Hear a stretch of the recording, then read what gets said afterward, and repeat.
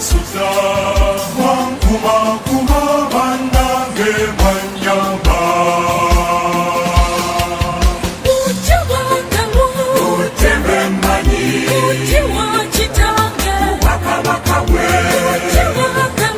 Utembe mani,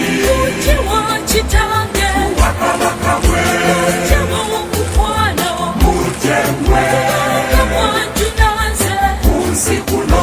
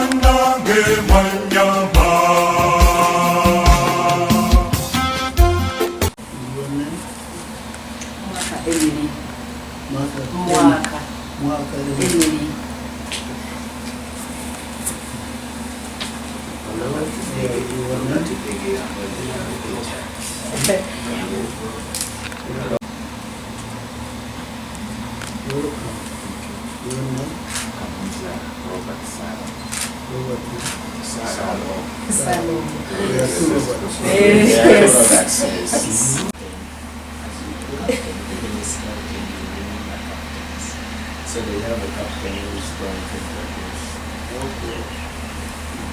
Catholic Council of the Apostolate. When we were elected, Your Eminence, we first came here. The day we had our first meeting, we came here and you blessed us, for which we are very grateful. Now we are coming close to the end of our term. We thought we should come back to you. How long is the term?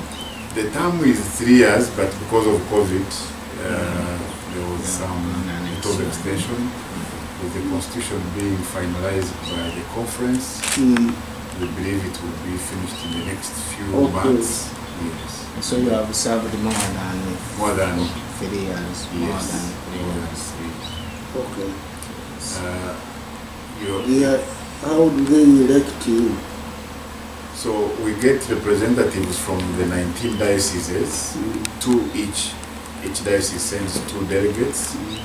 Then the lay apostolate movements and associations, the ones that are national, they also send a delegate each, and then those elect the national executive. Okay. Yes.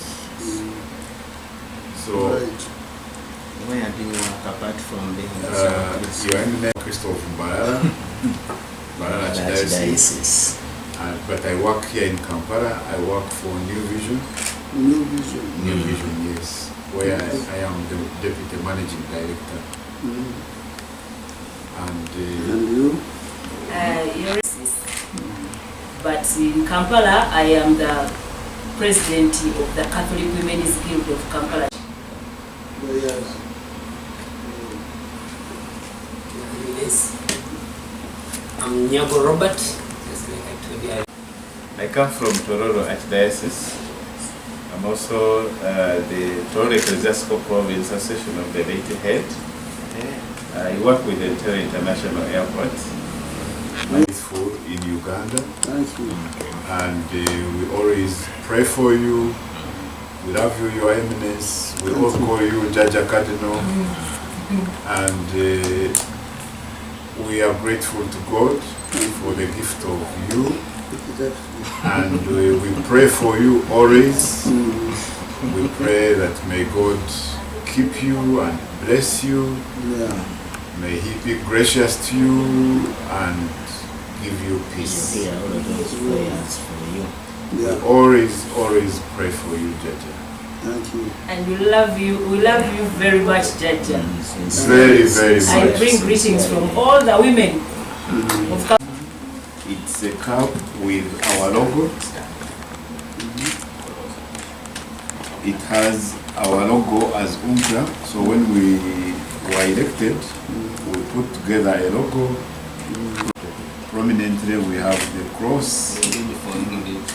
So these words are Uganda National Catholic Council of the Apostolate, and the abbreviation okuva. Jaja, we have a few other gifts. This is not enough. They carry down A few other gifts from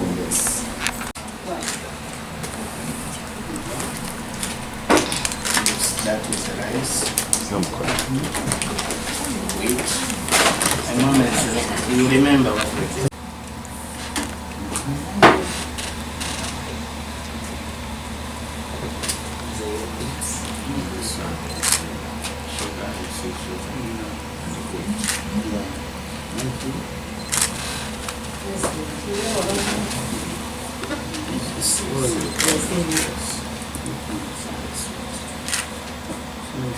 Thank you.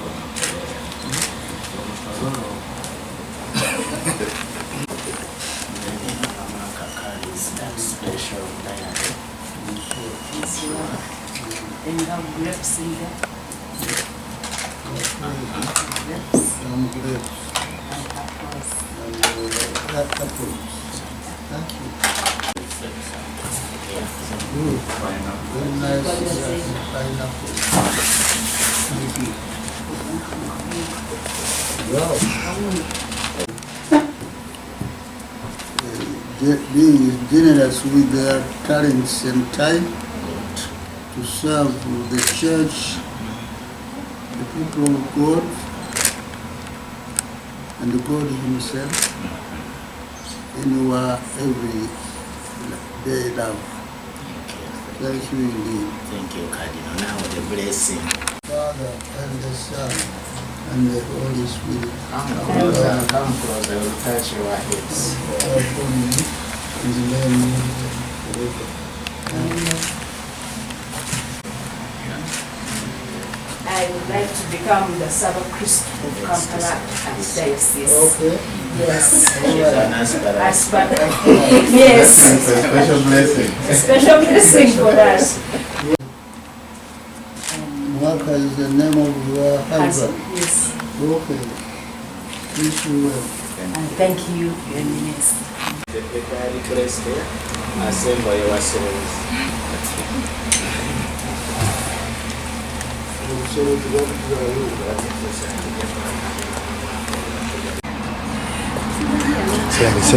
Sembe.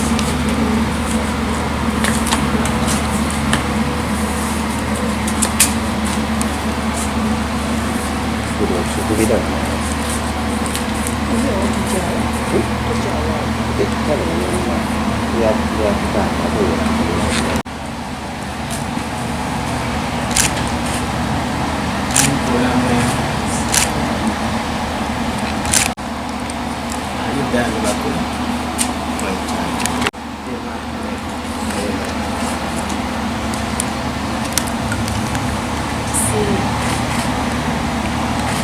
Karibu mama mwaka be. Tata tuna.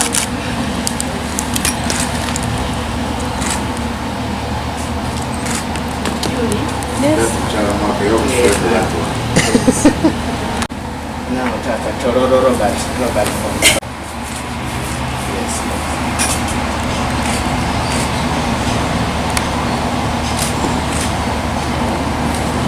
Now the smaller Robert.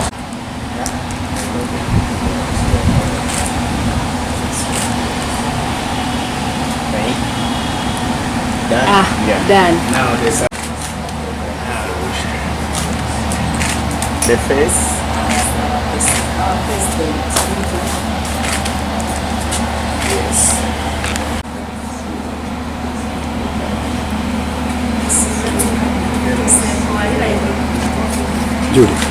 Julie.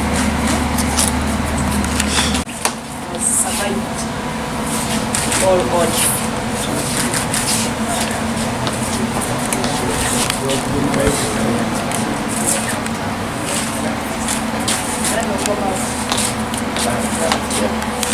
Ssaabakristu, olunaku olwaleero tuli ku ki?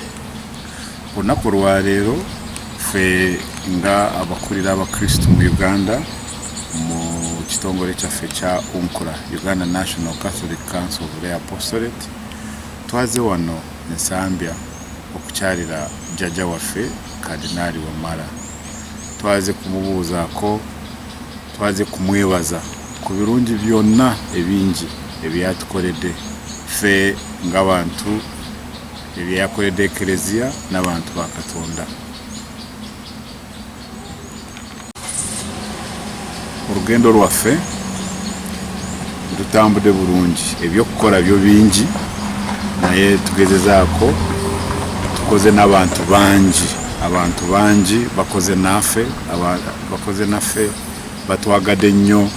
Tugezezaako okutuuka buli wantu wonna mu dayosisi zonna 19 ab'ebibiina ebyenkola enkatoliki bonna tukoze nabo, tukoze ebintu bingi ate tulina essanyu nti muri ebyo byonna bye tukoze bulungi n'abasumba baffe, tukoze bulungi n'abantu bonna mu diine yaffe no mu madiini amalala.